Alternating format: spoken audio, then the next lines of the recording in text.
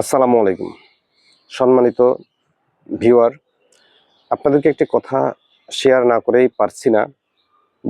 আজ 12ই মার্চ ত্রয়োদশ জাতীয় সংসদ নির্বাচন পরবর্তী জাতীয় সংসদের প্রথম অধিবেশন অনুষ্ঠিত হয়েছে।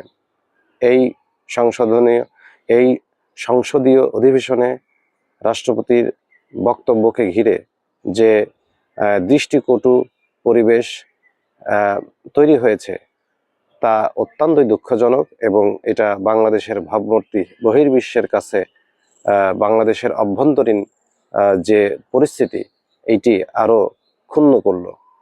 অতএব একটি বিষয় পরিলক্ষিত হয়েছে, একটি শ্রেণীর মানুষ এই সরকারের অধীনে থেকে এই রাষ্ট্রপতির হাত ধরে শপথ গ্রহণ করেছে এবং এই রাষ্ট্রপতি যখনই বক্তব্য শুরু করলো তখনই এটা আবার ওয়াকআউট করলো। তাহলে একটি কথা রয়েছে, এক বাও মে দো হাওয়া। এই কথাটা খুবই প্রচলিত, এক বাও মে দো হাওয়া, অর্থাৎ একই মানুষের মধ্যে দুইটা রূপ।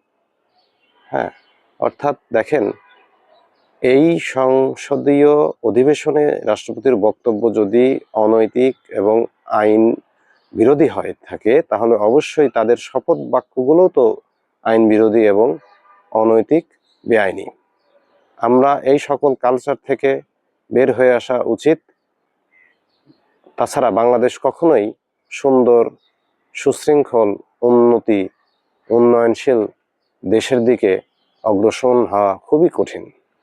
এই বিষয়টা সবারই খারাপ লেগেছে। আমার মনে হয় এটি একটি বিশ্রী পরিস্থিতি তৈরি করেছে। তাই আসুন এই ধরনের কালচার প্রতিহত করি, এই ধরনের কালচার থেকে একে অন্যকে বিরত রাখি। ভালো থাকবেন, সুস্থ থাকবেন। আল্লাহ।